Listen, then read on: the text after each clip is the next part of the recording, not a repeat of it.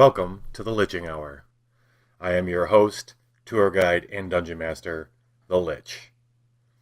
But before we start playing some Dungeon Crawl Classics, in-dungeon news. I've got something to say to all the levels of the dungeon. From level 1 to level 10, you guys are great. I mean, really, you're great. Even those creepy little vampire babies in level 1. And our resident dragon, oh shit, it's a dragon. It wouldn't be home without you guys. That said, why can't any of you follow the simple guidelines we've outlined for using the dungeon restrooms? It's all in the dungeon handbook. That little green goblin problem we had last week? Yeah, that was all due to 4 types of excrement mingling. 4. Would you guys have like a multi-level party in a restroom? A troll, an orc, a gnoll, and a shambling mound walk into a restroom. Does it sound like a joke? Because it's not. It's not funny hunting down little shit goblins all week. For our safety, please, use the color-coded system as it's laid out in the dungeon handbook. Thank you. And now, the Were-Rats on level 3 are holding a bake sale tomorrow in order to raise some funds for a new Nintendo Switch, which they say they're going to be letting everybody else use. Although they're getting Zelda first, so I'm not sure how that's going to work. There's a lot of fighting to play, but come on down or up to help out. I know you have a few coppers to spend on Nanner's fried brownies. You better get them before I do, because I'll eat them all. And that wraps up the news for today. Viva la Dungeon! Now, let's get to Dungeon Crawl Classics. This is the 3rd episode of our first campaign. We're following several groups of 0-level peasants who are trying to find friends, family, and treasure in this ancient keep. As of last week, we have lost a whole group of villagers from the village of Fairy Deep.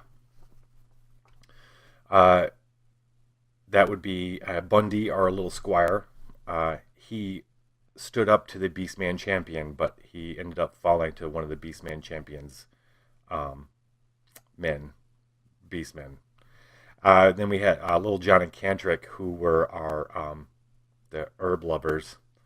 They it turned out to be incredibly brave at the end there, but ultimately that bravery cost them their lives. It will. You should all know that the party has passed around their belongings. Padre, our dwarven apothecarist, has taken Bundy's helmet, which is good because they're both. He's lawful, and so is Bundy. And then Snope, our other lawful dwarf, the miner, he traded in his pick for Bundy's longsword. So Bundy's belongings went to good homes, I feel. We also added some new people to the party.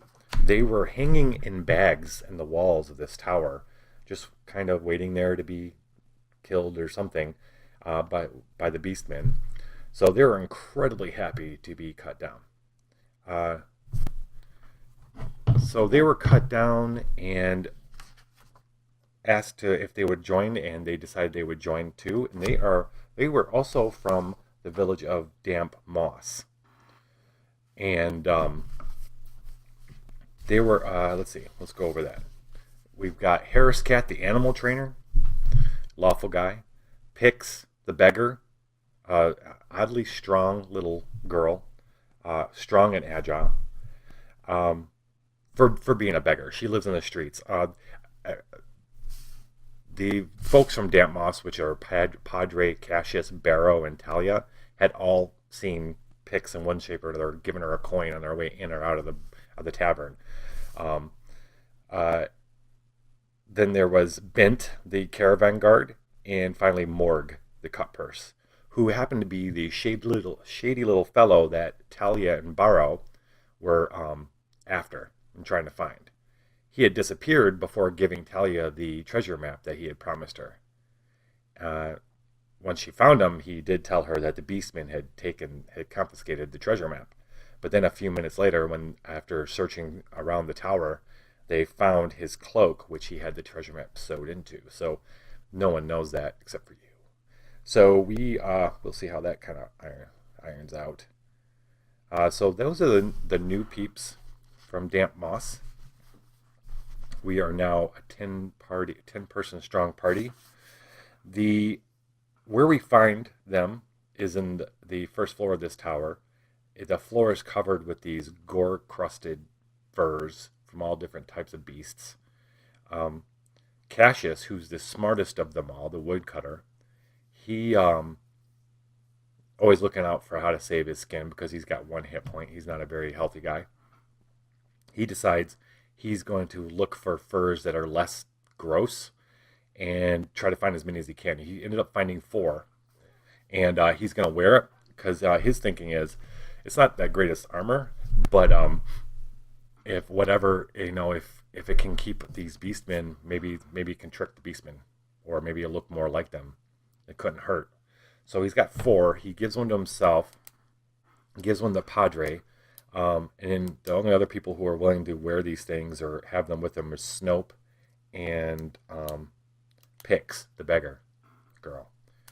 So those guys got fur, and they're all like uh,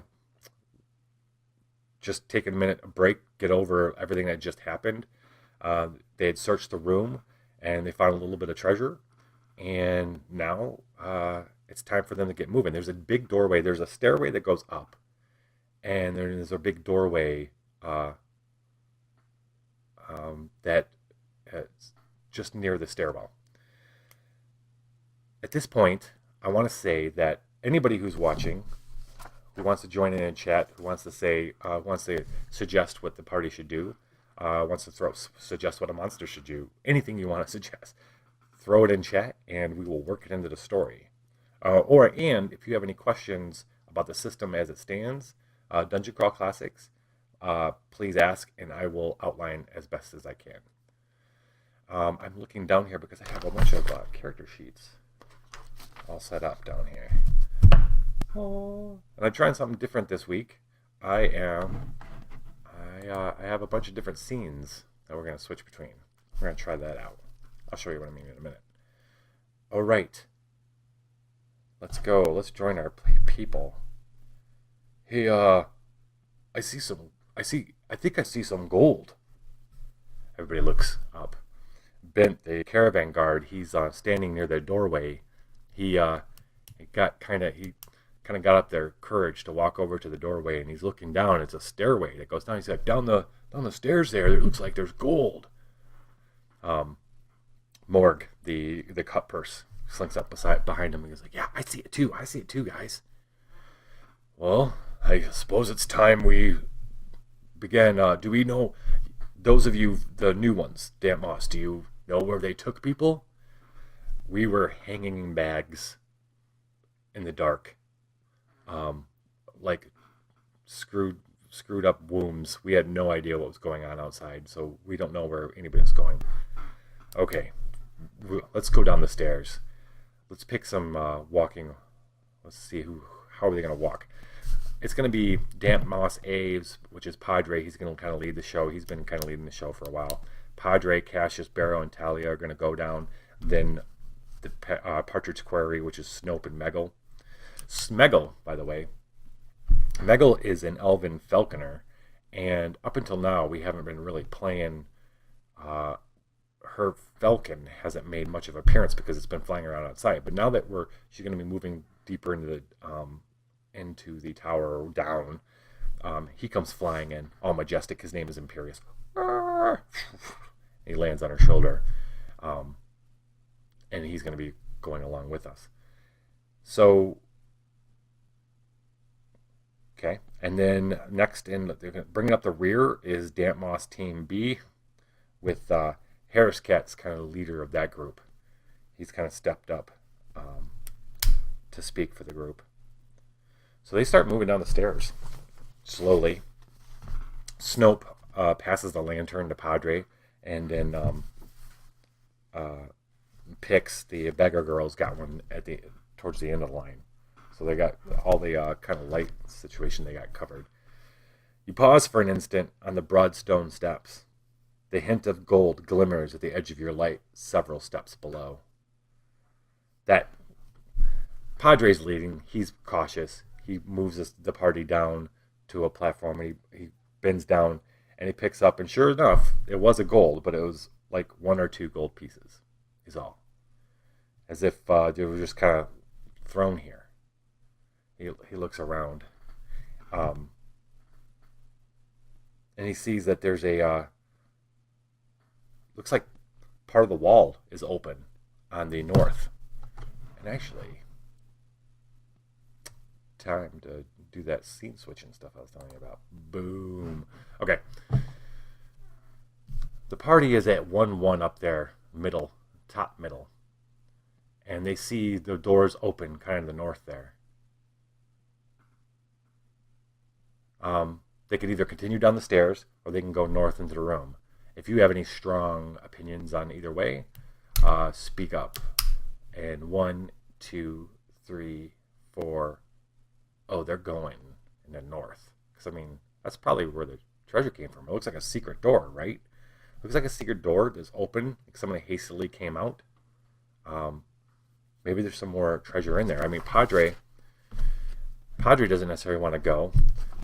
But definitely all the chaos people kind of speak up.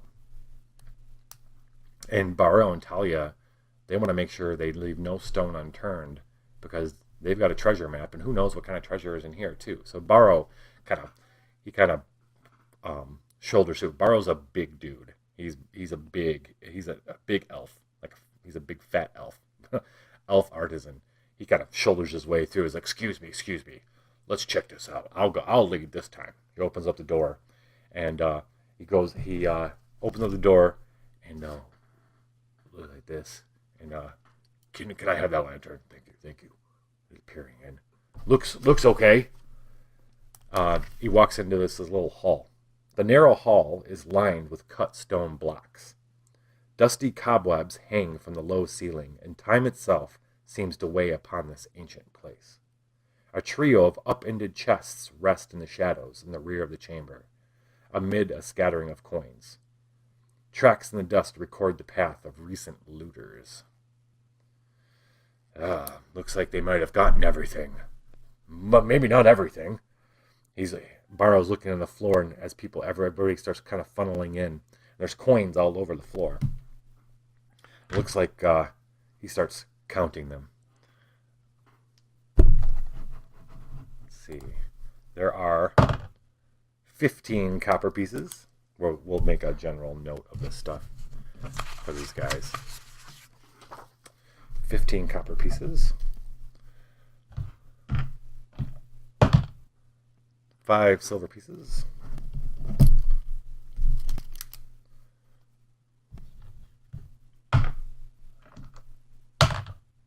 6 gold pieces.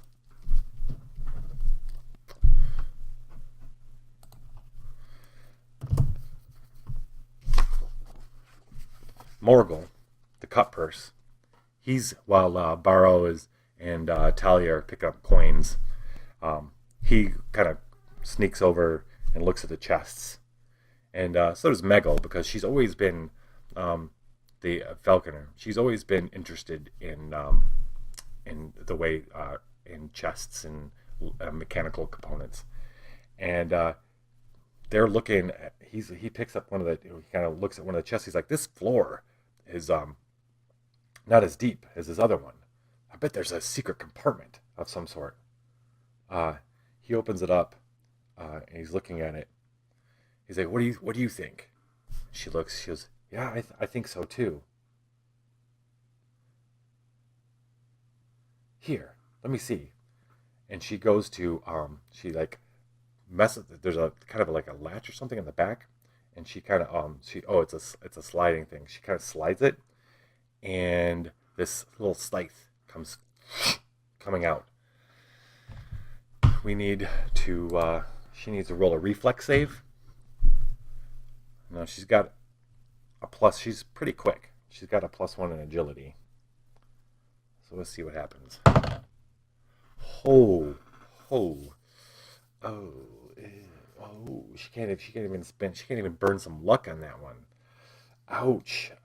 Yeah, so she is taking some damage.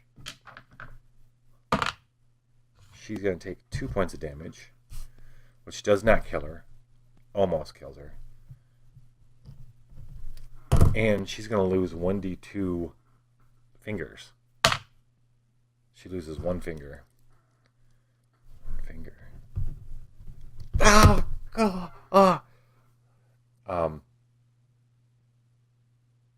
Padre immediately runs in, or runs up to her. He's got, if remember in the second episode, he found some healing kind of ointment stuff. He's gonna start he still has like 8 uses left. He's gonna start wrapping up her finger while Morgul, he's gonna wrap up her finger to stop the bleeding and stuff, but she's lost a finger.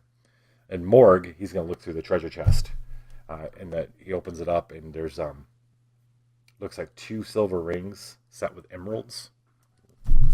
2 rings. He pulls out what looks like he doesn't have a whole lot of experience with tabards, but it's a tabard.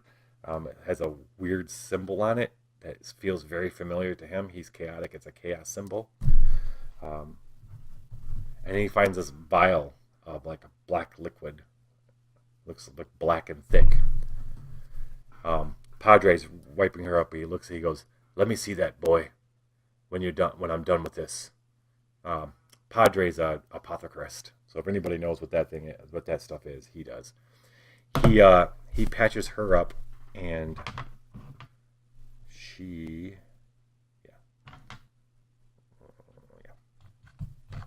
Let's see how much he heals her. All right, she's back up, but she's missing a finger. We didn't lose Megal.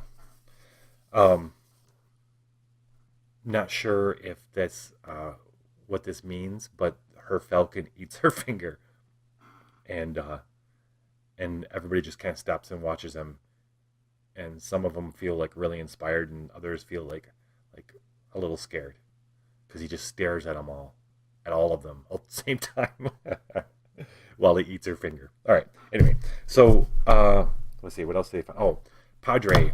He does an intelligence check to see if he can figure out what this liquid does, or what it is. He smells it.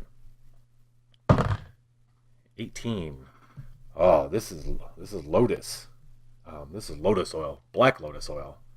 It'll make you feel really, really good. Make you strong. But then it'll take its hit. It'll take its toll from you later on, maybe after an hour or so. We might want to use it later if we really need it. And Morgul goes, I'll take it. And Padre goes, I don't know. Megal lost her finger for this. Megal, do you want it? Yeah, I'll take it. Just because she wants to feel like it wasn't all for not losing her finger. So she takes the lotus oil, and everybody searches around. There's nothing else in this room. There's no secret. We'll see. We'll roll. There's no secret doors, nothing else in this room. The party comes back out, and Snope looks at the wall across. He's like, there's a crack here. And he puts his face up to it, and he feels like cold air. And then, by that time, Padre's goes, I see a little bit of light down here. If there's tracks in the dust. He's like, there's tracks. They've taken our friends down here. So Snope kind of gives up on that kind of passage, and the party starts moving down the stairs into 1, 2. Wide stone steps descend into a long hall. The walls are decorated with elaborate tile mosaics depicting foul ceremonies too horrific and baleful fiends. The walls are slick with condensation and black algae. The condensation runs in rivulets and collects in a long, brackish pool set in the center of the hall. All right, I need to have everybody make a luck check.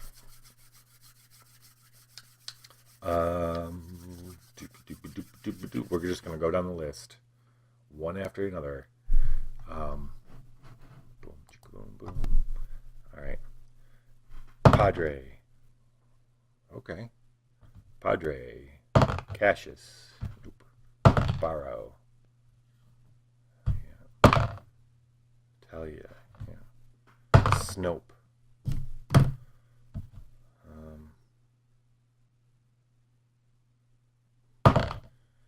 Megal. Nope.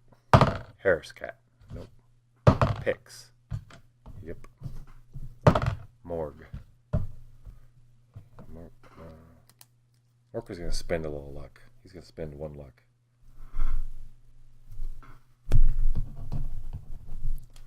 And, well, okay.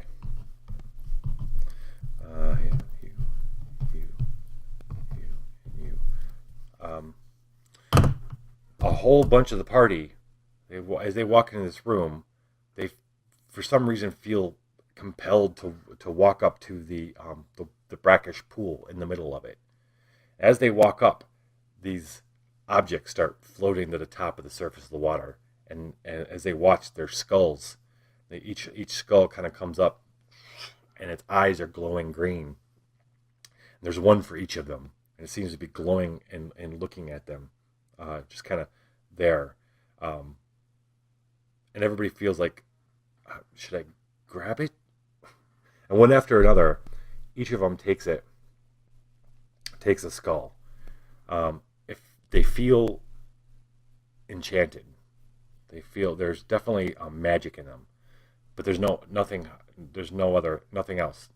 It's just the eyes stop glowing the moment they pick it up, and the skull feels a little warm, and I think most of them are going to decide to take it with them. They kind of just put them in their bags, and yeah. Do you think anybody should not take the skulls? Any of the skulls? Speak now or forever hold your peace. Well, in this topic. Just in this topic. Meanwhile, once the skull thing is done, the others, Talia and Talia watches people pick up the skull, and she decides to go over to the pool. And sure enough, a skull comes up for her. But she's never been a follower, so she decides not to take one. Megal's kind of grossed out by it too. Harris Cat walks up. He sees a skull. He grabs one. It comes up just for him as well. He grabs one too. Harris Cat's the kind of guy who doesn't like being left out. As everybody kind of collects their weirdly magical skulls out of this water, they look around at the murals that are around them. One of the murals depicts these two armored figures holding a single flail, commanding legions of hunched beast-like men and warriors. The villagers had heard a rumor of these 2 chaos lords that used to live here, that kind of ruled this keep a long time ago, and this seems to prove that to them, which gets them kind of excited, because one of the rumors was that there's a dragon with a huge treasure at the bottom of this keep. So now they're thinking, yeah, and they're looking at the other mural, looking even closer, and this was a hooded figure standing atop a towering stone on the edge of a vast lake. 7 tentacles wave from the water. And then there's in the back of that is a low island set in the center of a black lake. A golden pyramid is set atop the island, and a figure armed with a flail is preparing to sacrifice a maiden.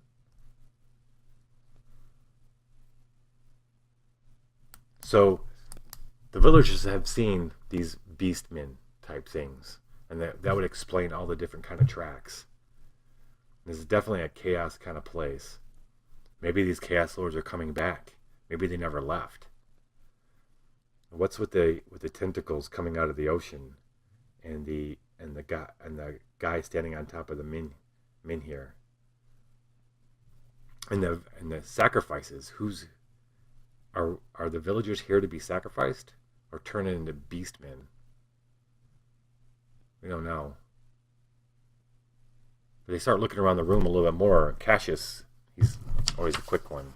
He sees these alcoves in the corners of the room, and in them seem to be these kind of hoods, robes, like silverish robes that are really old. They haven't disintegrated yet. They're a little moldy and old, but they're still kind of intact. And he takes them off, and he's like, "These may work. Maybe the ones people who didn't wear furs should wear these." So he offers them. There's four of them, one in each alcove. Let's see. Who's not wearing fur? Barrow, Talia. Those are more. The Barrow and Talia are used to finer things. So the idea of wearing these robes, and Cassius explains that if there's an army of these beastmen, we should try everything we can to blend in. So Baria and Talia take the robes. There's two. Who's left? Megel takes a robe. And Harris Cat takes a robe. No, he doesn't want a robe. Morg takes a robe. Now there's a door to the north. You don't see it here because it's secret for the map. No, but there is. There's a door here, and then there's a large opening. Here's the alcoves on the north and south in the corners. And there's this large door, large opening that goes down. There is a way, if you're astute and look at the map, there is a way in the water. There's something going on there, but none of these people seem to want to jump in the water. In fact, Padre, looking at the murals, he hears something to the north. He swears he hears a human moaning or crying. There's someone down here, down this way, he says. And they listen at the doorway, and sure enough, they hear whimpering and a little bit of crying. So they decide to. He looks at everybody. We'll go, and they decide to move down the hall. And that's here at 1-2, and they start moving down the stairs. As they start moving down the hall, they come to a grotesque scene.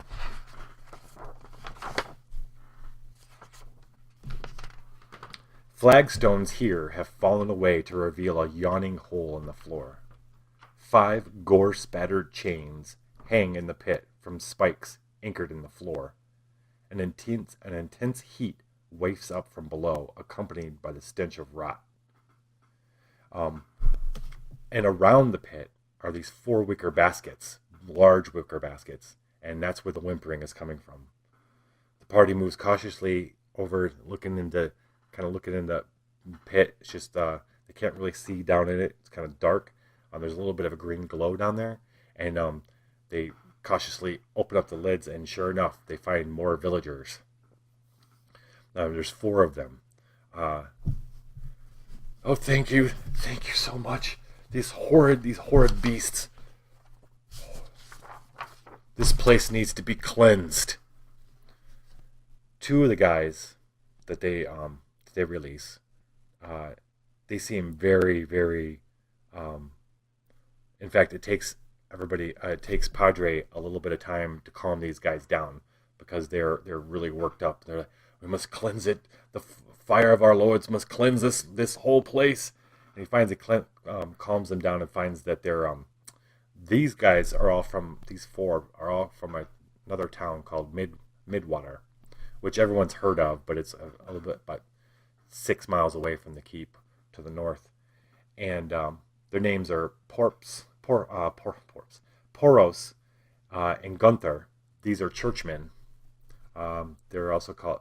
Their occupation is beadle, which apparently is some kind of church officer. And these are the guys who keep saying this place needs to be cleansed. They're obviously a little shell shocked. Then there's Czech, the halfling moneylender, and Mian, the parsnip farmer. they're a little bit more silent. They're not as vocal about the need for cleaning the house as Poros and Gunther are.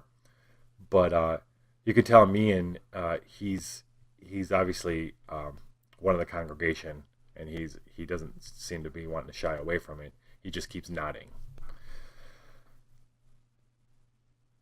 So Padre Snope, let's talk about our lawful people. So most everybody, there's half of the party, half of the people that are present here are lawful or law. The other half are either a little bit of neutral or a little chaos. The chaotic people, well, everybody listens to Poros and Gunther. They say, our friends, our people have been lowered into this pit. We must go into this pit. We must first pull them out, the ones that were lowered, and then we must go in and try to cleanse this. And everybody looks at each other like, this sounds a little crazy, but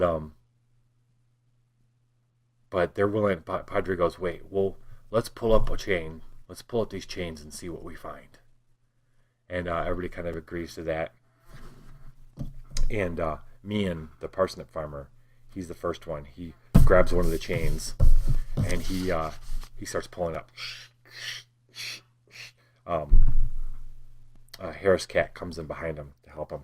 They're pulling up, and as it reaches it, as it comes into view, is a body. You see the head of someone kind of hanging down, and as they pull it up and the body starts coming out of the hole, the head lolls back like, and these vines rip out. Now, the very first episode, a lot of these people ran into these walking corpses that were filled with vines at the entrance of the keep. So it's a surprise that this is happening, but they know what they are. But Mian has no idea, and he doesn't know what to do because this thing's kind of whipping around and coming at him. Vines ripping out of this dead guy's mouth. The dead guy's like hooked on the end of the chain. The end of the chain is hooked into his body, and he pulled him up. So we're gonna roll initiative really quick. Can I drop it? Yeah. Let's see. Let's roll initiative. Yeah. Okay. We roll initiative by the groups. All right. Damp Moss, Team A. Damp Moss is a 4. Partridge Quarry is a 19.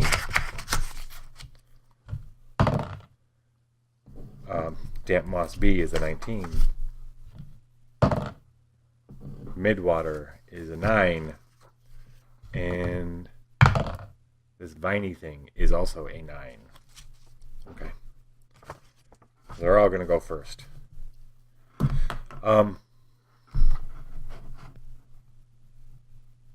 So Partridge Quarry is going first. Snope thinks quick. He's seen this before. He's not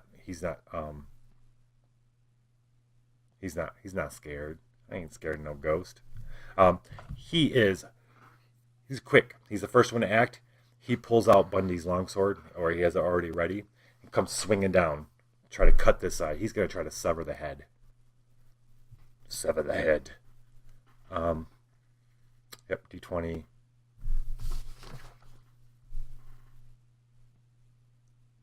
The vine powers are the vine creature is actually 11, so he is right before Damp Moss, the Team A.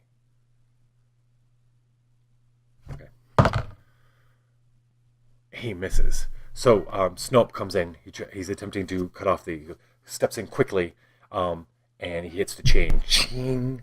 The chain protects the Vinehar's head, or the corpse's head. Yep. And then Meggle.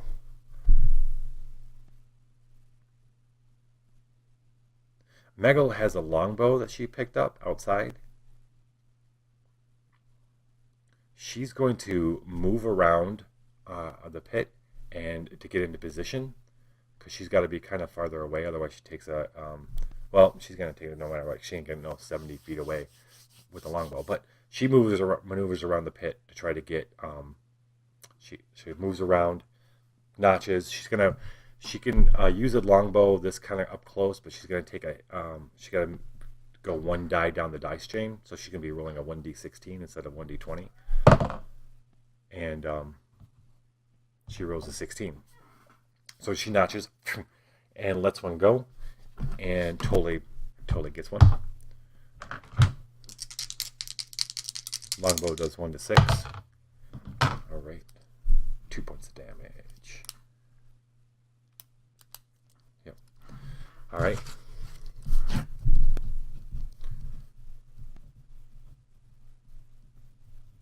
It sinks into its chest. Now we have the Damp Moss B crew. Harris Cat, Pix, Morg, and Bent. All right, so let's see. Harris Cat's got the flail. Pix. Harris Cat was helping him.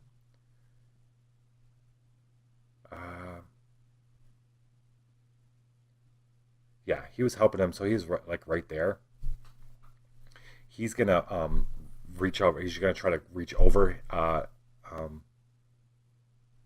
this guy Mian with his flail to hit the corpse. He's actually, other than Mian, he's the closest one to it.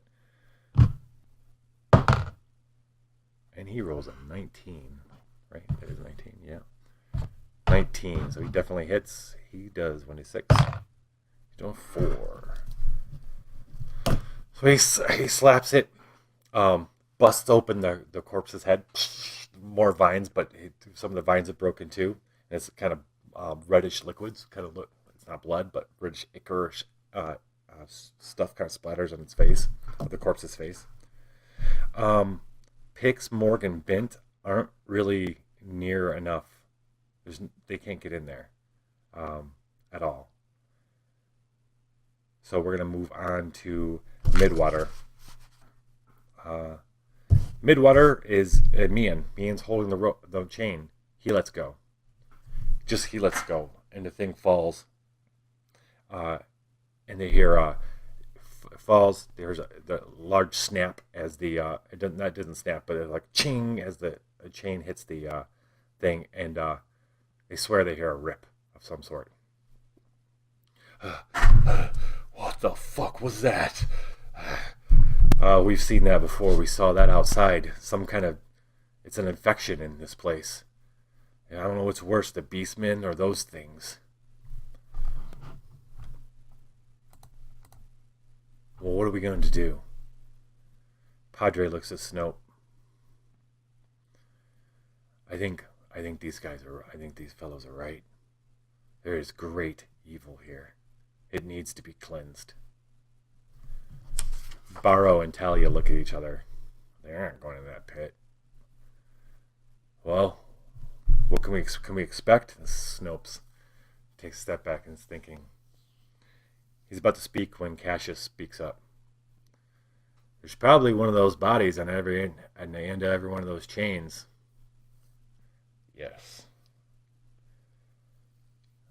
What if we pull them up one by one? Now that we know that they're coming, we could be better prepared.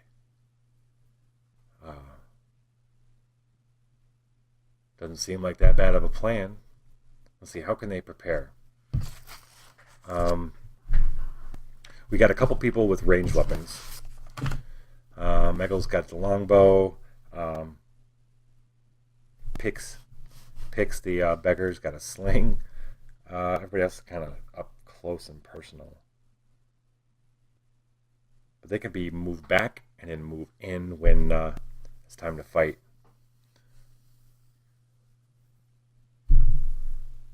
Problem is, when you're pulling up that chain, you got to be kind of, well, you don't have to necessarily be. Right, because it's a good 30-foot chain. Each one, we'll see.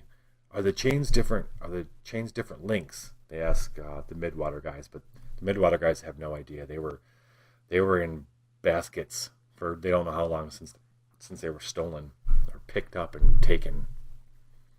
Actually,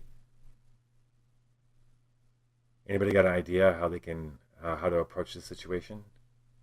Anybody in chat? How are we gonna approach this situation? Let's see what everybody's got. Someone's got some iron spikes, which should be pretty useful.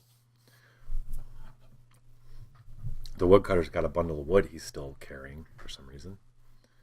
Iron spikes. Barrow, the elven artisan, has some iron spikes.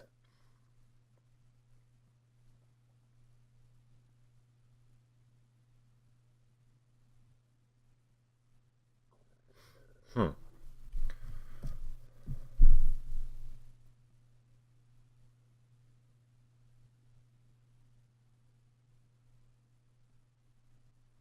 Okay, so what they're going to do is everyone's going to move back. We're going to move back. We're going to pull up. One person's going to be pulling the chain. We're going to pull up halfway.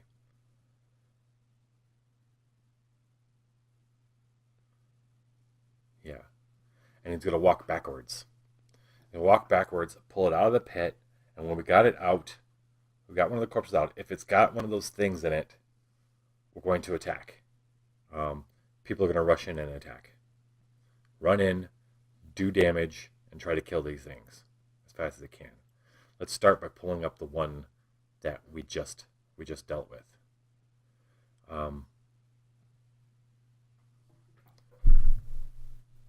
So yeah, everybody's with the plan. So they're pulling up the chain, and they pull up. Who is it that's pulling it up? I'd say the who's the strongest? Who's our strongest? Looks like. Huh. See, that's the funny thing. Pix, the beggar girl, is the strongest of the group with a 14 strength. She's pulling up. She's pulling, walking backwards. The As it comes over the lip, it's just the head, and the rest of the body's gone. Well, it wasn't through the head. It's just the upper torso because the hook was through the torso. It looks like we hit this one hard enough that it fell apart when it fell back in. So they kick off the rest of the corpse. It's still dead. Sick rip. And it falls down the hole. They got one chain. There's 4 more to go. So she picks another one. She starts pulling. She's moving backwards. As it comes over, it's a bigger, and it looks like it might have been a woman, a bigger woman, flabby kind of body comes over, and out of its chest, these vines come up, searching for their next victim. Let's roll initiative. We're gonna roll for the Vinehar first. That's 17 plus 2 is 19. Partridge Quarry is gonna roll 8, 9. Damp Moss Team B is rolling a 17. Midwater a 3. And Damp Moss A 17, 18. They're going.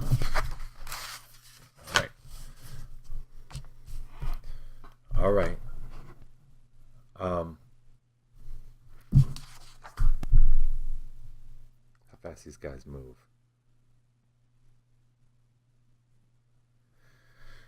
All right. So these are 30-foot rope.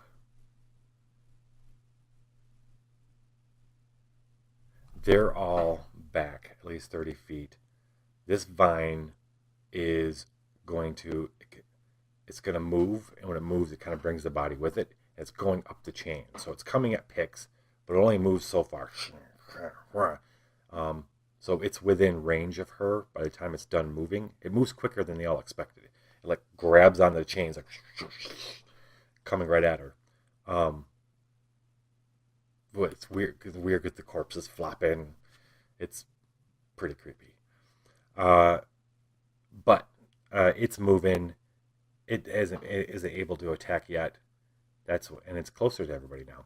So that's when Padre steps up with his mace. Padre runs in, swings his mace. Die fell beast. Let's get to Demos. Boom. He misses. What's that? Armor class on these guys? These guys have an armor class of 13. So Cassius with his longsword. 11 minus 1, he misses. Barrow with his staff. 12, he misses as well. And Talia with her short sword. We're going to give everybody a shot at we're going to assume that they've thought about this. They're going to come in, hit, and move out. Talia hits with her short sword. Now, Talia's got this fancy short sword. It's got some emeralds baked into it. She's supposedly hanging on to it for the party because it's worth probably a couple hundred gold, she thinks. She hits. Going for the head. D6. All right, 3 points of damage.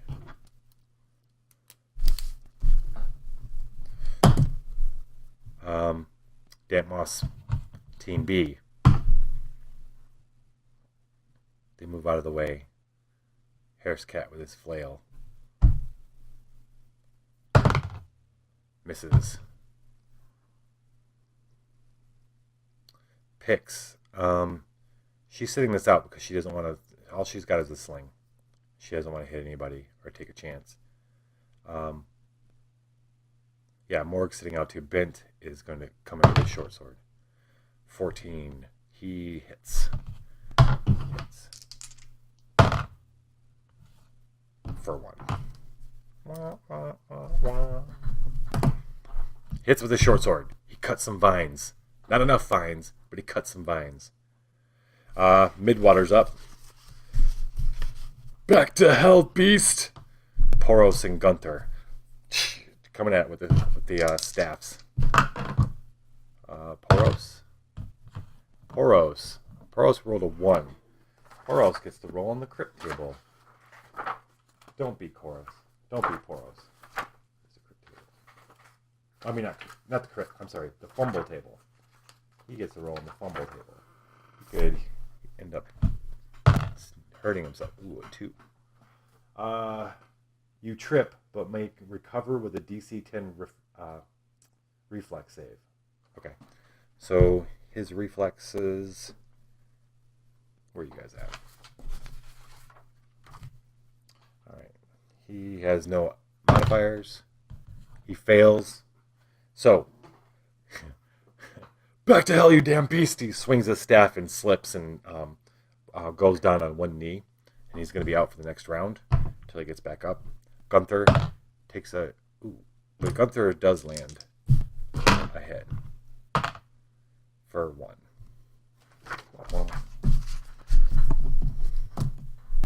And finally, Partridge Quarry. Oh, no. We got Check, the halfling. Mian is going to, with the parsnip farmer, he's going to hit it with his pitchfork. Yeah. Misses with a 9. Check, the halfling moneylender, isn't participating. He doesn't want to get hurt in this kind of weird melee where everybody's kind of joining in. But Snope is ready with his longsword. And he crits.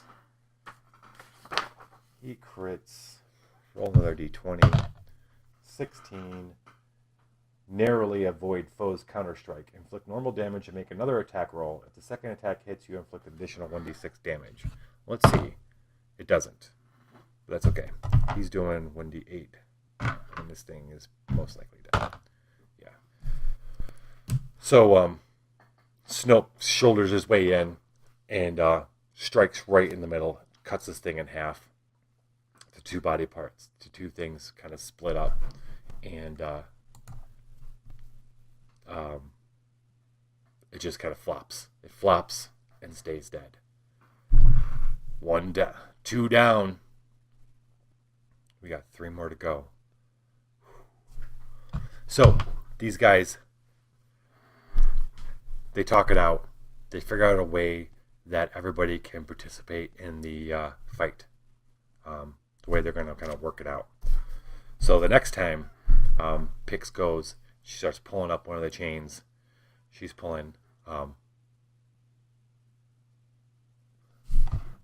Yeah, what's that? What's the idea, Shadzar? Welcome to the game.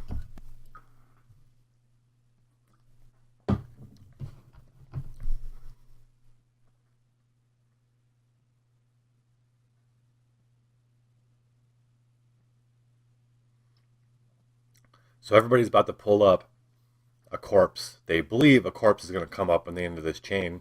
They're going to pull it up, and they're going to do a beat down on this thing. They got 3 of these they got to beat down on. But, oh, here we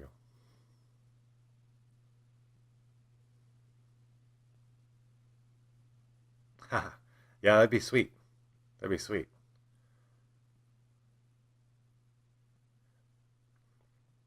I tried the cam face. I gotta work on doing the camera face down. Um, I tried it at first, hanging it, but it wants to rotate and swing. So I just kind of I gotta figure that part out. Maybe just like a tripod. I didn't get it like a tripod. I was just trying to hang it from the ceiling. But I definitely that was where I first started is the idea of hanging it from the top. That would be pretty dope though. That would be awesome. Um, all right, so they're pulling up. They're pulling up chain. Picks the beggar girl. She's pulling up the chain. She pulls. This next corpse comes up, um, and it's missing a head. And in place of the head are more vines that are reaching around, looking for something to kill. And reroll initiative for these guys. The Divine Hars gets a 14. Uh, Datmos A gets 20. Dampos B gets a 4. The fellows from Midwater get a 9. And the villagers from Partridge Quarry get 11. So I think it's like this. So she pulls it out of the pit. It's not. It hasn't figured out where it is yet, so it hasn't started moving. So that gives Padre and the crew from Dampmos time to move in and try to take it out before it gets to do anything. Padre comes in with his mace. He is and he misses. Does he have +1 on his mace? Yeah, he does. He hits. All right. So Padre hits, doing 7 points of damage. So Padre moves in, smashes down on this thing's head. It totally blows, or this, it's missing a corpse head, but it totally smashes the vines that are coming out of the thing's its chest, and it just stops moving right away. Everybody gives a little cheer, yeah, because it was a one shot. They pull up the chain. 3 down, 2 to go. They grab another chain. She starts pulling it up. Everybody's ready. It comes up. As it comes over the thing, there's nothing on it. Just a big barb. They, relief. They pull it aside. And then the last one, they start pulling up. And she's like, this one's heavier. She's pulling it up. And this big body comes up. It's a big body. And there's vines coming out of every angle of it. Initiative. 18 for the creature. Well, 20 for the creature. 16 for Dampmos A. 12 for Midwater. 11 for Partridge Quarry. Or 12 for Partridge Quarry. And then 7 for Dampmos. All right, so this Vinehar is going first. It's big. It moves fast. It's coming up.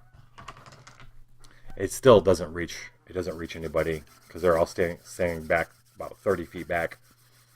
Um, it moves up. Yeah, it's going up the chain. It's going right for her.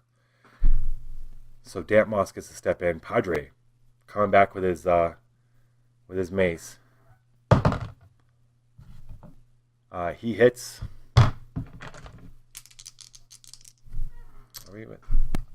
We should be here. Boom. This thing was big, but it wasn't big enough to withstand Padre and his mace. Padre's MVP right now. So Padre takes him out. Bam! Bam! Full of righteous fury. Totally obliterates this thing's corpse. It makes it a corpse. And spreads it all around. Everybody's like, oh, shit. But that's the last chain. They pull it off. They walk over to the pit. They look down. There's a little bit of greenish glow. Wherever these things are coming from, it's down there. We've got to stop it. The party talks about it. Barrow and Talia, they're chaotic. They're chaos, and they're no way in no shape to be climbing down the holes. They say they're going to stay back. If you go, we'll stay back and man the chains and be able to pull you guys up if you need it. Most of the party is law. All the law get kind of worked up. Poros and Gunther, the new guys from Midwater, the clergy guys, they've kind of gotten their composure back a little bit and are now talking a little bit more, kind of getting up on the soapbox kind of thing, getting the pulpit, kind of getting people a little rawed up. So all the law people, which is Padre and Snope, Megal with the Falconer, Harris Cat, Bint the Caravan Guard, and me and the Parsnip Farmer. They're all like, yeah, let's go. The neutrals, the halfling is going to stay back. He's like, I'm not going to get into this, and he's little too. He's a moneylender. He's not a thief. Well, okay. He's not an adventurer. Let's put it that way. Morg's the cutpurse, and he's been thinking this whole time. He's got the treasure map. He needs to get out of here. He's only here. He's only staying because he's afraid of what Talia and Barrow will do to him, and he's also afraid of wandering off by himself. So he's sticking with. But he decides this might be a good chance to get away from them in case they go down in this pit and there's a way out. So he offers up his services. He's gonna go with them. So 3 of them are staying back. Talia, Barrow, the elves, and Check, the halfling, are going to stay back. The rest of them are going to go down into the pit, and they're lowering the chains and climbing down the chains to get down there, taking the hooks off so they don't hurt themselves. Actually, they're lower. I think the best way to do this is everyone's going to get lowered down. They're going to get in there and then kind of lowered down into the pit. Like that.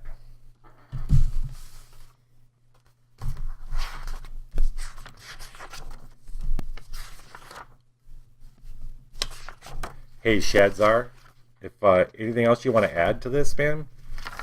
Do you want to take up a character? Or, tell me what any of you guys could do. I want to make this more of a collaborative thing. Chat plays, basically. All right, let's assume that goes with. We're not gonna make any rolls. What's not that difficult. There's nothing down there that's waiting for them to kill them. So it isn't that difficult for them to get lowered down into where, if you look at the map, H2. The walls and floor of the ledge are threaded with vines. It is impossible to step anywhere without hearing the wet crunch of vines underneath. There's vines everywhere. And to the south, the vines seem to have gotten even bigger. And there's vines they can see doorways in the north and the south, and like a ledge, might be stairs to the south. But there's vines everywhere, If they're going to be going into these doors, they're going to have to squeeze through or cut their way through. Everybody kind of gets their bearings and got to decide where they want to go first. Any thoughts? Should they go north or south?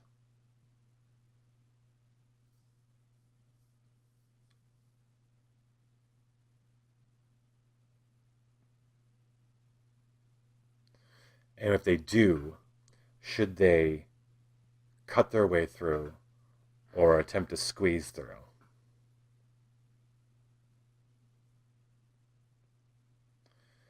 Meanwhile, Snopes, he's a dwarven miner.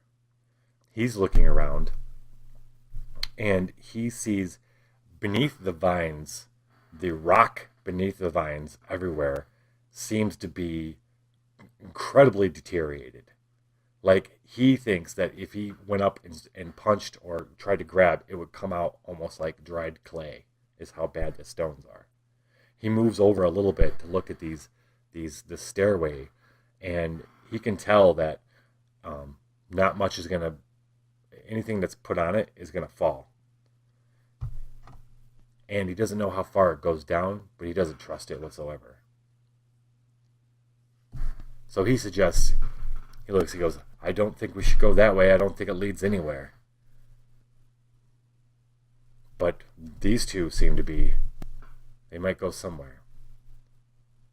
So the party talks about it. And there seems to be a consensus to go north for now. So that'd be heading towards H3. So they start squeezing through. None of them have, well, I guess they have longswords and stuff. But let's see, Cassius. Oh, Cassius stayed up there. Cassius did not come down. Cassius is the smartest one in the group, and he's the woodcutter, but he's only got one hit point. There was no way he was going to come down there and risk his life. So he doesn't. Morg, he creeps up to the north wall and something, to the north doorway, and something speaks to him. And that's ultimately what makes the party decide to go north. But he hears a voice in his head that says, come. Come, little one, let's play. Let's go here. There's something back here, he says. And so I guess what I was getting at earlier is they're not going to cut their way through this stuff. They're going to do their best to squeeze through. They start squeezing through the vines. They kind of make their way into this hallway past the vines, crunching on the vines as they go, and enter H3. A pentagram, circumscribed by a circle of runes, is carved into the stone floor. Sickly green flames lick and dance within the circle, casting the chamber in a ghoulish light. In the center of the circle floats a great sword, wreathed in emerald flames. Come, let's play. Let's play, come. Morg is very intrigued. That's the prettiest sword he's ever seen. He actually thinks he's seen a magic sword. And magic swords are not commonplace. This is not the kind of world that you can go to the store and find a +1 magic sword.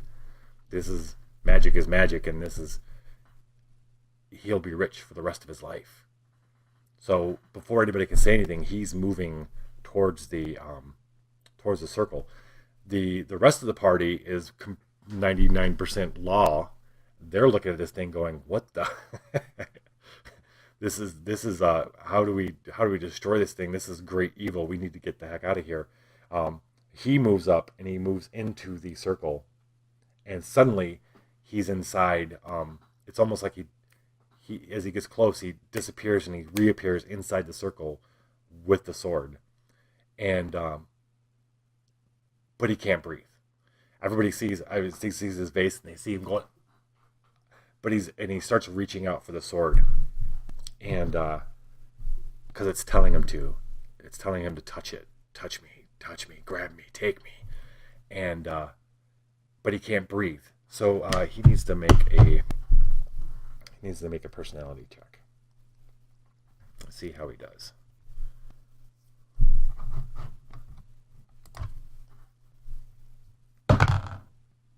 He doesn't do very well, but that doesn't matter because he everybody watches as it looks like he can't breathe and he's reaching out and they see his face get kind of sunken in.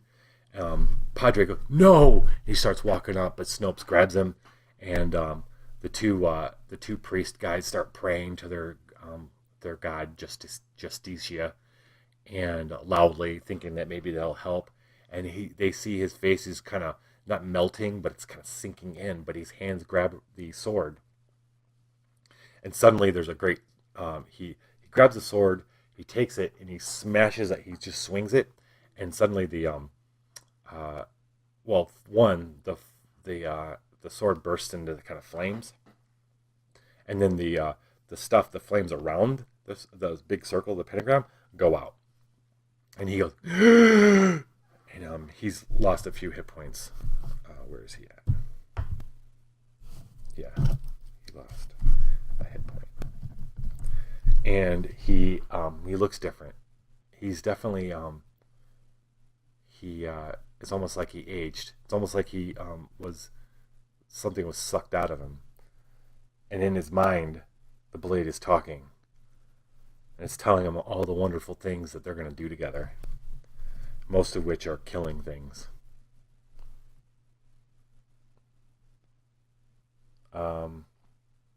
Yes, personality. He has lost 3 personality points right now.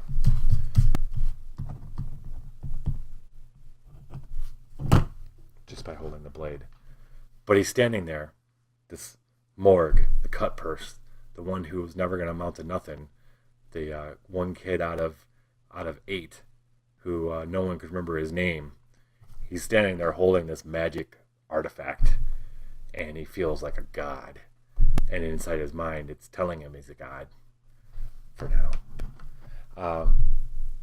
Everybody backs away. The flames are out. He's got the sword. Everybody backs away from him, and he sheathes it. Oh no, he doesn't sheath it because he doesn't have a sheath, right? He puts it down, and the flames go away. And everybody looks around the room. They don't really see. There's nothing else in this large room. Whatever was here is now in Morg's hand. So the source of these horrors must be the other way. So they all turn away and they squeeze through the vines, and they move into the other room, and then they go into the next, and the vines are much thicker.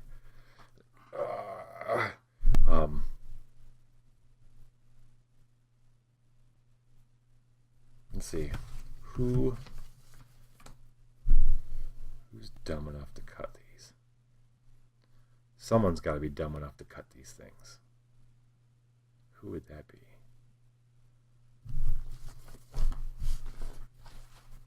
Who could?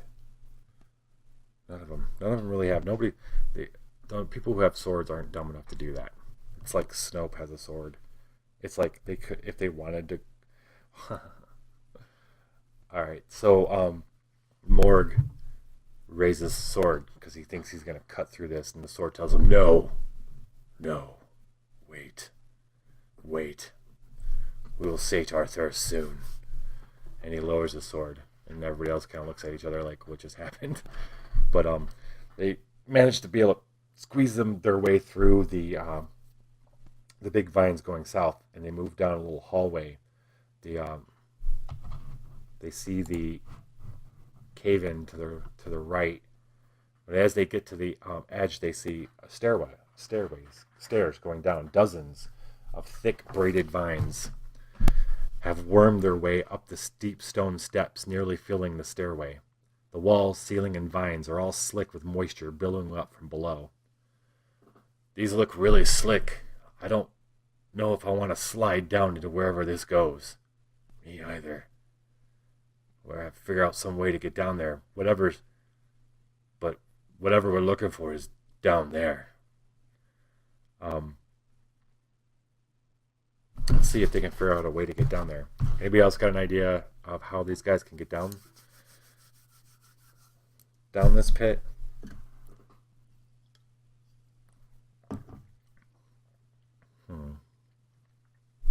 Well, it's not a pit. It's like stairs. The huge vines kind of wrapped up. The vines are even thicker. They're like this thick now. Big vines, all slick. Stairs look really, really slick.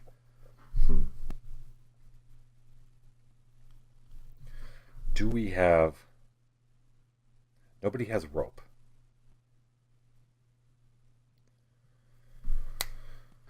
Snope says, I'll be right back. He goes back and he tries calling up.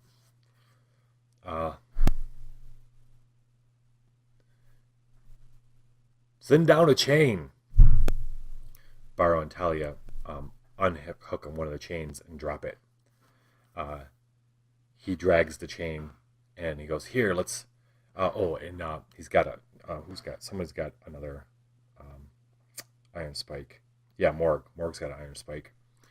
He spikes the chain down into the... Yeah, let's see if it's going to hold.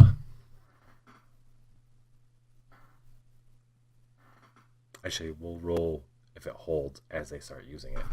So he drives a spike. It goes really easy into the stone, right? Because the stone isn't that good anymore. It's really old. He pounds it as deep as he can. Snope says, I don't know how well this is going to hold, but everyone hold on to each other. And let's see who's going first in this thing. Let's see. I think our two religious guys, Poros and Gunther, they're going to go first. Then Padre and Snope. Oh wait, mid-water is going to go first. So it's Poros, Gunther, and Mian are all going first. Padre, Snope, Megal, Pix, Harris Cat, Morgan, Bent are all going in after. They start working their way down the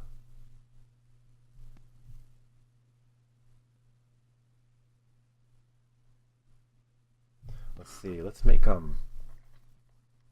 do a luck check for the whole damn... Alright, let's do it for...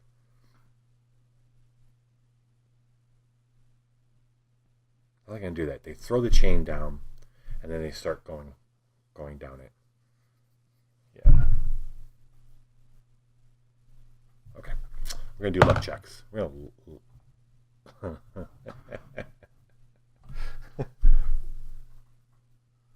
Okay.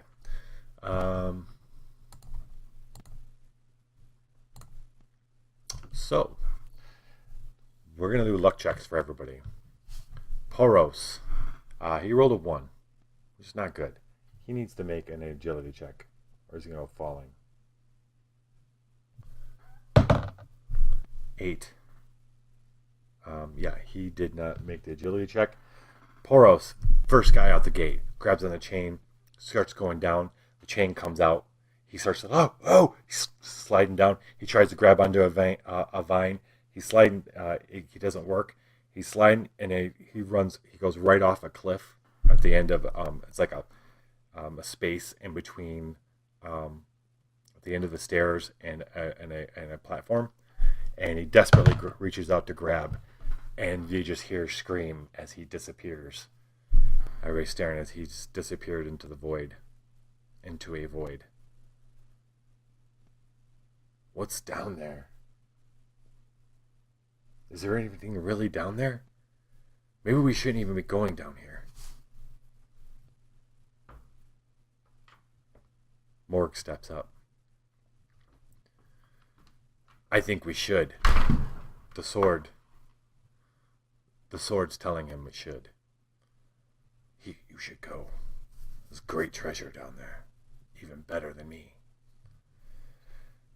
So Morg decides, I'll try. They hammer the anchor back in, the chain, and he starts going down. This time, they're going to do a little smarter.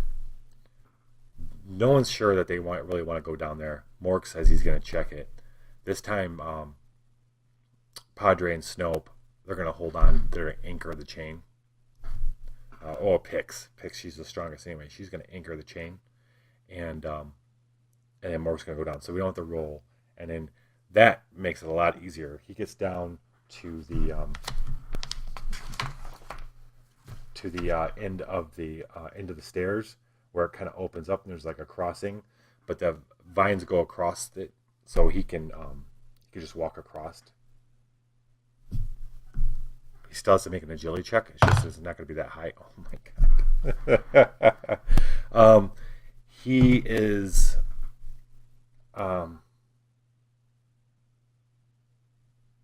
Okay. He slips on the vines. He's about to fall into the abyss, and let's see what happens. He reaches out to grab vines, and he's slipping, and he is burning 2 more luck, because I think he'd burned some luck before. Yeah, he burns 2 more luck, and manages to grab on. Everybody goes. He pulls himself up. He takes a minute, and he stares across, and he doesn't know quite what he's looking at. He sees a crude stone block stands amidst a massive thick vines. So it's like a big room. There's a big block in front of him, and 4 skeletons, fully entangled in the vines, stand around the stone like the grisly marionettes. A 5th is splayed out on the block in mid-dissection. Each skeleton is a bipedal creature taller than a man, but with the head of a bull, bear, or bird, with bleached bones raised in an unholy caricature of worship. Hanging all about the chamber are dozens of fleshy green globes. The floor of the chamber is covered in a thick soup of rotting vines and sap. His eyes go, wait, there's something here. What are these globes? And the sword goes, wreck it. Wreck this. And so he starts moving in, and everyone's crying, hey, wait, Morg, what's down there? What is it? And he starts moving, and they know at that point that they gotta go down. They gotta save him. Padre, Pix and Harris Cat, they're gonna stay back and hold the thing. Padre, everybody else is gonna start moving down the. Actually, Megal's gonna stay with Pix because she's missing a finger. So everybody else is gonna move down. They start moving down the thing. Let's see. They're not gonna make it down in time before Morg starts doing his business. And his business is wrecking stuff.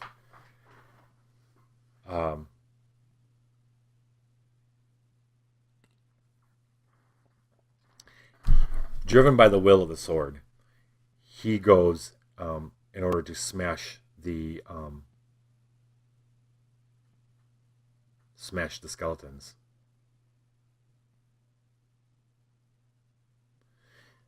He walks up to one of the skeletons. He has the sword. The sword starts flaming, and the sword's cool because he's got to make a personality check if he wants to do some. He gets the magic is dependent on his personality check, and if he doesn't make the personality check, he can spend personality points till he gets to 0, to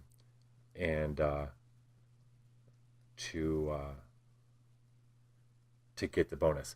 But he gets the personality points back if he succeeds in whatever he does. He doesn't get them all back, but he can regenerate them or rest. It regenerates them too.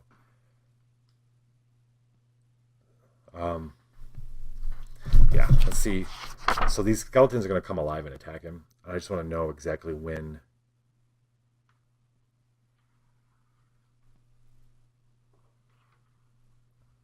I'm going to give him a shot at one of the skeletons for sure. He gets a shot, but first he's going to try to master weld the sword to get what he wants out of it. Um, okay, personality check. Nope. So he can spend 1d5. 1d5 divided by 2 is only 1. That's pretty good. So he has to spend 1 personality point. He's at 8. And now he's got +1 to hit and damage. Or he can do magic shield or +3 to a saving throw. He's going to do +1 hit and damage. And he gets +1d3 damage because he's to flammable creatures, which I guess the skeletons aren't flammable. Oh, they're not skeletons really, because the skeletons are wrapped up in these vines. So he comes up and swings at the first one he got. There's 4 of them, and then there's one that's kind of laid out like a sacrifice on this stone block. He attacks the first one he sees. Oh no! What the hell?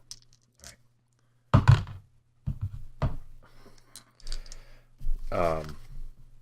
And he misses. How boring is that? Bored. All right. What are the stats for these guys? Oh, these are full blown too.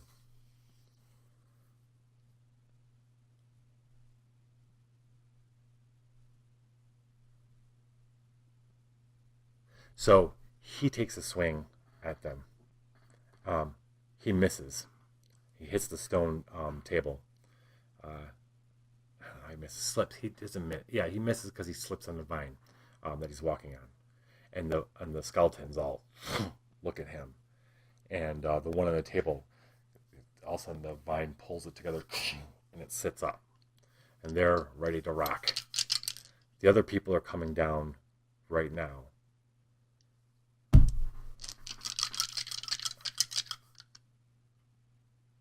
Okay, so he did. Let's roll initiative. Initiative. All right. For the vine dudes is all right. They're at 12.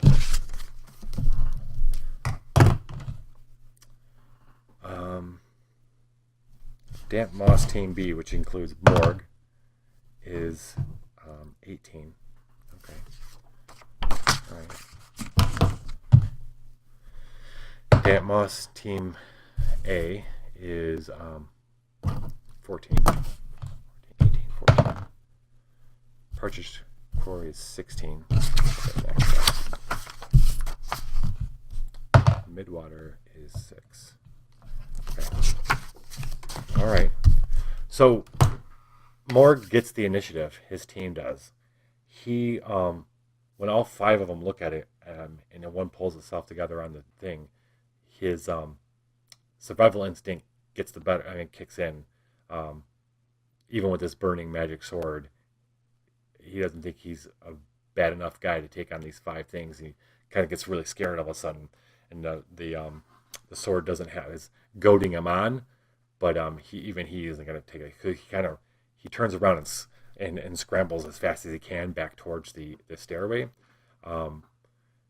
And as he's doing that, he's finding the other people as they're kind of working their way across the oh, they all got a row. He's like, go back, and everybody stops what they're doing. Let's see if he can get back across this gap. I mean, these things are going to come. Yeah. That way they can meet him as they come. He's going to try to race back across, and he does it. This time, he's able to leap and bound across this without much of a problem. And he's like, they're coming. And just as he says that, these skeletons come around, come up over this little bit of a lip towards everybody. So, let's see. Pix is at the top of the stairs. She's got a sling, so she's only one with ranged. Megal's up there with her too. She's got a longbow. So everybody's got melee weapons. And these things are coming towards them. I almost want to think everyone's going to wait for these things to come.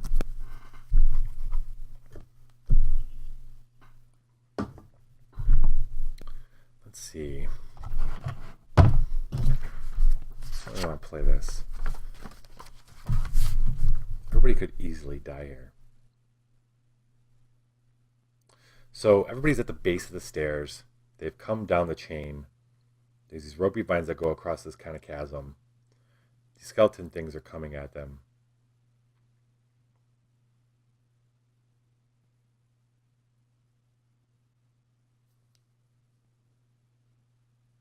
Yeah. So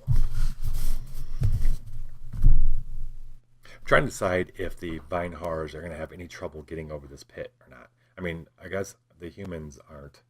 I mean, the players aren't. They only have to roll an agility check of 5 to make it across. So it makes sense that the vine horrors could do it. So 5, 10, 15, 20.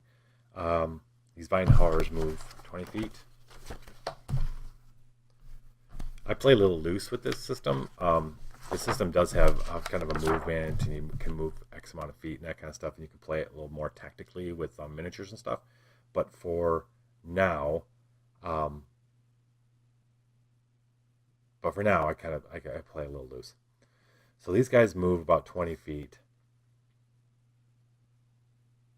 All right, everyone's gonna stay put. They're gonna let these things come to them, and these things do. They come. But like the ones that they pulled up, they only get so far before the initiative starts over. And now we've got everybody's got a chance to like take their shots. And let's see, there's only room for like 2 at a time. So 2 of them come across. There's 5 of them. 2 of them come across at a time. There's 2 that could be hit. Damp Moss Team B steps up. Harris Cat bent. That should be Morg, not Moore. And Pix, who's upstairs. So she's not gonna be it. Harris Cat. They're on slippery vines too. There's no rules for. You know what? I think we should be doing this at a disadvantage. That's gonna be bad. It's gonna be hard enough for these guys, even with even with normal advantage. Harris Cat takes a swing. We're gonna let it go. So, yep, Harris Cat misses with his flail. Morg, sword is flaming. He takes a swing, and Morg hits. He's going to do +1 damage. Let's see. This is a long sword, so it's D8. D8 plus 1d3 fire damage. 8. 12. Holy shit. Holy stuff. Yeah, so he steps with his flaming sword, totally obliterates this skeleton. It slices in half. One part goes flying this way, the other part goes down to the thing. And he's sitting there, looking terrible. Bent, the caravan guard, goes to hit the second one. And he misses. Now Partridge moves out of the way. It's Partridge Quarry's time. Snope steps up. 19. Definitely hits with Bundy's longsword. Okay. He hits really. He slices off an arm.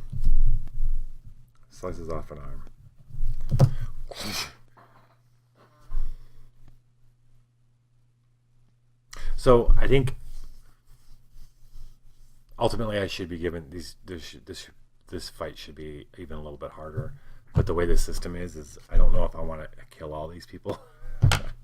because it could very well happen. We'll see how the next hits go.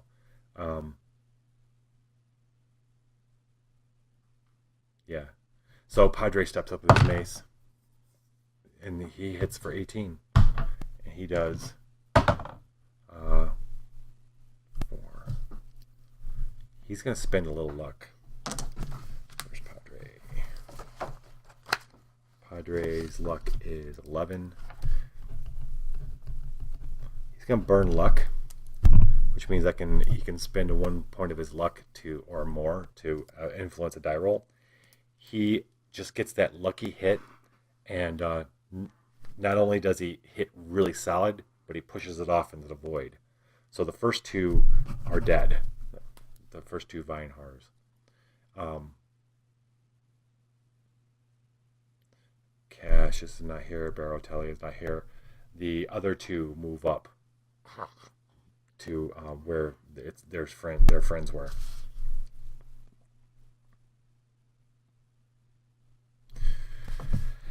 Should get a hit, right? They should get a hit. This is bad too. These guys are bad business. Oh, Padre. Oh, Padre. So the last 2 to hit were Padre and Snope. These 2 move up, and they're going to take shots, 1 at each of them. Boy, could we lose these 2 guys right here? Padre and Snope.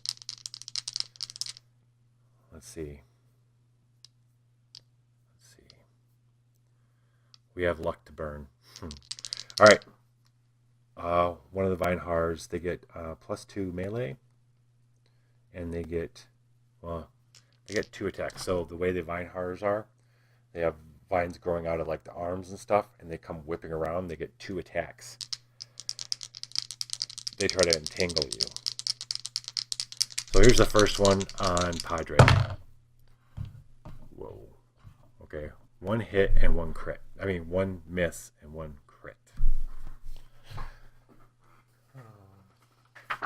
You know what? I'm going to find... There is a monster crit table, I believe. Monster crit table.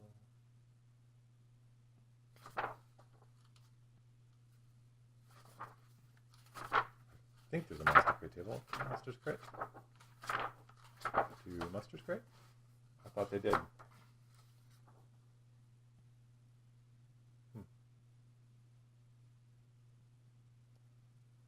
I don't know. It'd be real nice if they didn't.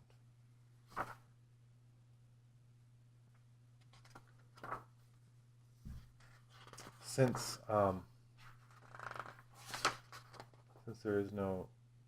I could have swore there was a monster crit table somewhere. Boo. Well, alright.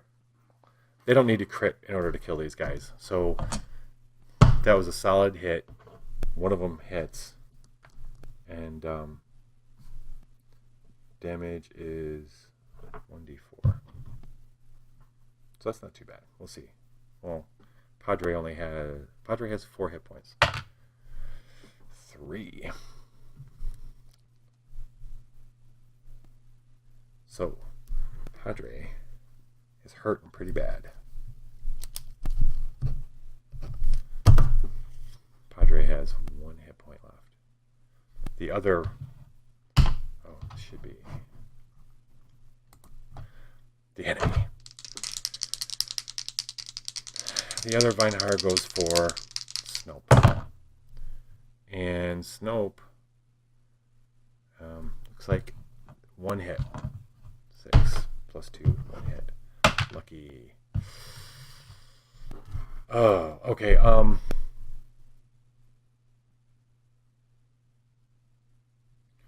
Can I affect? I think. Is it all? Can luck affect other people's rolls? You think? Snope's gonna burn a luck. He's gonna burn 2 luck to make that a 2. I'm winging it here. I'm not sure I can affect other people's rolls, but I don't want Snope to die just yet. So, those two guys hit. Or get hit. One vine scrapes on Snope, scrapes across his chest. The other one grabs on the Padre and scrapes, but the other one misses. The Padre moves around, maybe slips down a little bit, falls down a little bit, and now Midwater steps up. Midwater. It's Poros is dead. He's gone. He fell into the pit. Gunther steps up to smack at the one that's got Padre.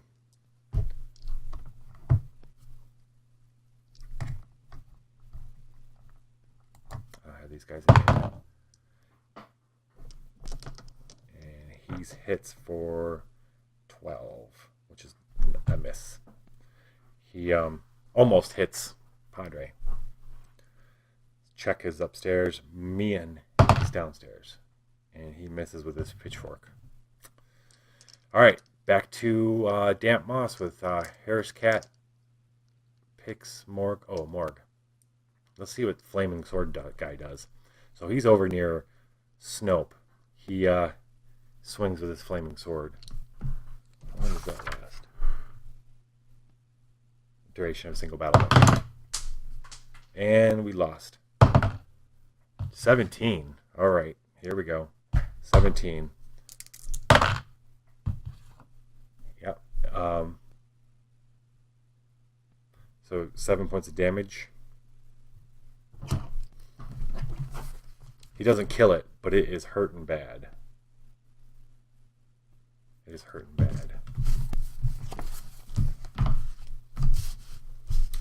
So he steps up, stabs right with the Flaming Sword, he stabs it right through the chest.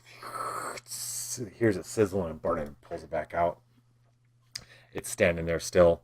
And that's when Harris Cat steps around and hits it with a flail, trying to knock it off, and misses. Bint takes a swing at the one on see, these die rolls terrible, man. That's a 10. 10, terrible. Partridge Quarry, Snope. Hurt real bad. Takes a swing at the thing that that Morg just hit with his long sword, hoping to end it. Yes, 18. He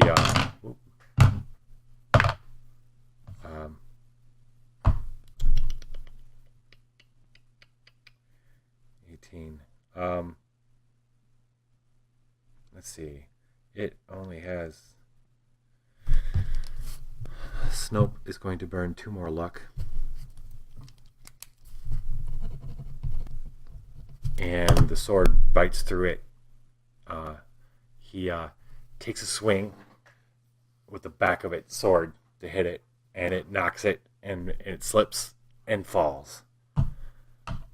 It slips, it steps in the right thing, slips itself. Yeah, the skeleton slips thing, and kind of drags it over as well.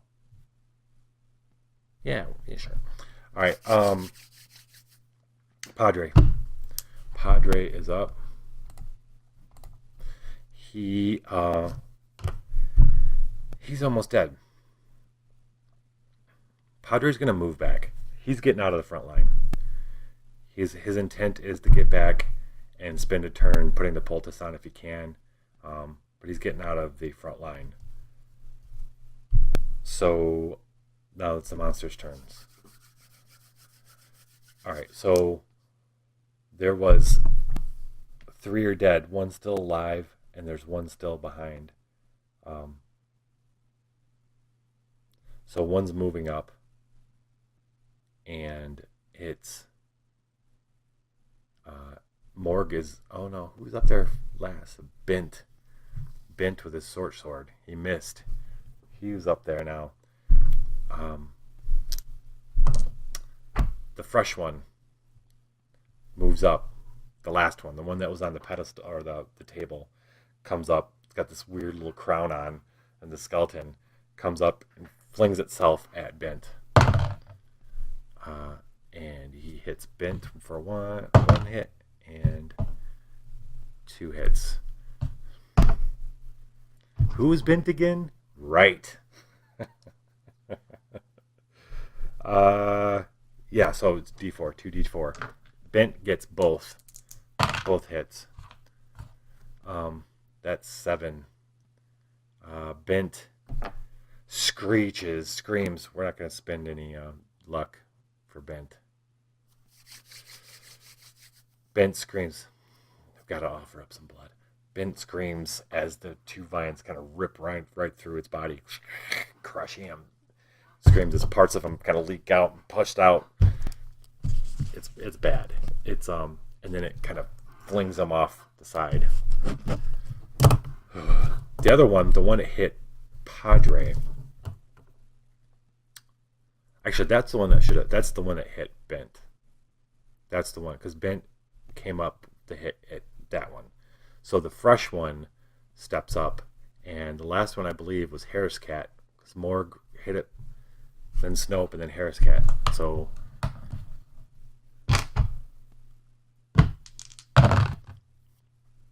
all right, it's 19. One of them is a hit.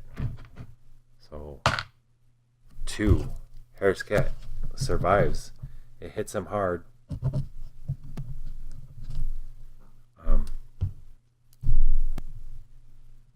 It hits him real hard. Slashes across the face. The vine tries to purchase to grab onto him, but doesn't. And that's when Gunther with the staff help his. Gunther does nothing.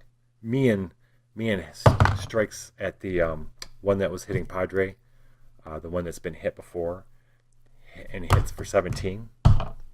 1d8 -1.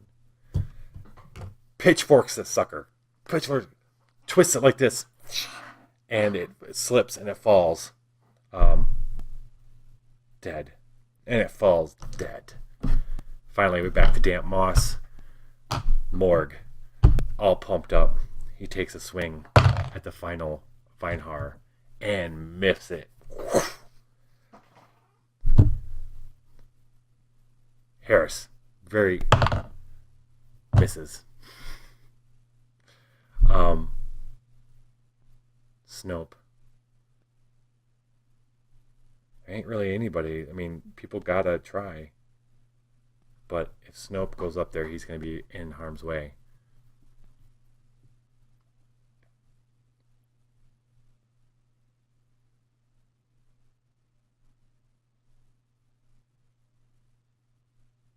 All right. So Snope, he's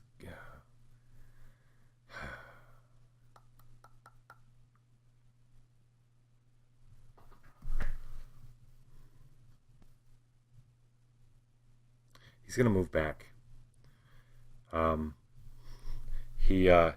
He moves back to hopefully out of range of this thing, and which leaves Harris Cat wide open.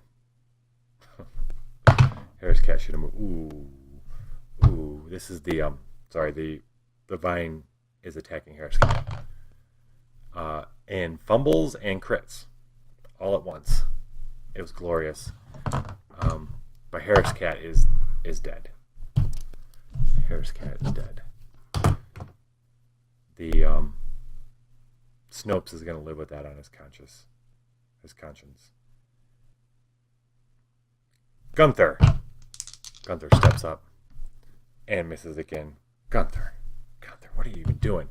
Mian with his pitchfork misses. Morg with his flaming devil sword crits. All right. What's happening? Crit 13. Blow smashes foe's ankle. His movement speed is reduced by half. Blah, blah, blah. 8 plus 2. Okay. So Morg comes in low, slices off the legs of the skeleton, and then does one more backhand kind of thing and slices it in half too. and they're dead. They're all dead. So we're staring into this room where some kind of weird ritual thing was going on. Vines everywhere. Um, Everyone feels kind of like a something. After the last vine horror kind of goes, there's like a reverberation, like psychically, something they had really upset something, uh, and they wait, and all of them kind of are like on edge. What's going to happen next? But nothing happens. Um, is it over? Are they dead? Everyone comes into the room and they're looking around. The only thing in the room are these. Well, it's like shit tons of vines and the ritual things. But the skeletons are dead. There's no more vine horrors, but there's these globy, fleshy things hanging that Morg finds smell very sweet, and he's exhausted. He's only got one hit point left. Suddenly he finds himself very, very hungry, and he smells sweet, and he's sitting next to one, and before he knows it, he's biting into one. It's fruit. It's fruity. It's juicy, and he immediately falls asleep. The others try to wake him. No one else is trying this shit. Everyone else tries to wake him, and he's not waking up. So, who's left? Me and he's the only one. Oh, they put him over their shoulders. Oh, let's do this now. So everyone's taking a breather. Padre is applying some healing to people. I feel like the gods favored Snope a little too much. Well, actually favored the whole party a little too much this one. So, but nobody escapes without some kind of consequences. So we'll see what happens in next adventures. But Padre's going to heal Snope for 1. Well, that's all you really need, 3. Padre's going to heal himself for 2. And he's going to bandage up Morg for 2. Where are you at? Here you go. So, Morg's out. They carry Morg up very carefully. They get him back up, and they're able to very slowly. There's no more vine horrors. They manage to get themselves back up the chains, and Talia and Barrow didn't leave them hanging, so they were still up there. So they were able to get back up out of this pit thing up to where they were with H1 there, and that's where we're going to leave them for tonight. And Morg is still out. He's still unconscious. His sword has begun talking to the other chaotic people. Talia hears it. Barrow hears it, whispering that they should come play with it. We'll see what happens when... Next week, we'll see what happens when Morg wakes back up. Where are the rest of these other people? What do we have in store for our adventures next week? It may be the climax. It might not be. The way these kind of things kind of go, before you know it, it's 3 a.m. There's a good chance it's not actually the climax. We'll see. But it might be the exciting climax, so tune in for sure. This is great. Every Friday at 1:30 a.m. Eastern, 10:30 PST, I am doing this campaign, this specific one. On Saturday nights at midnight, I do what's called a X-Crawl, extreme dungeon crawling, and that's more less campaign based and more like it's like a big sporting event. I have a team of 1 to however many level characters, and we put them through a extreme dungeon kind of challenge kind of thing. They're a little bit more one-offs, but they're turning into be like 2-offs. So tune in and check those out if you can. and follow me, so that I can figure out how I can maybe get even better times than what I got right now. Cool. Have a good night. Viva la dungeon.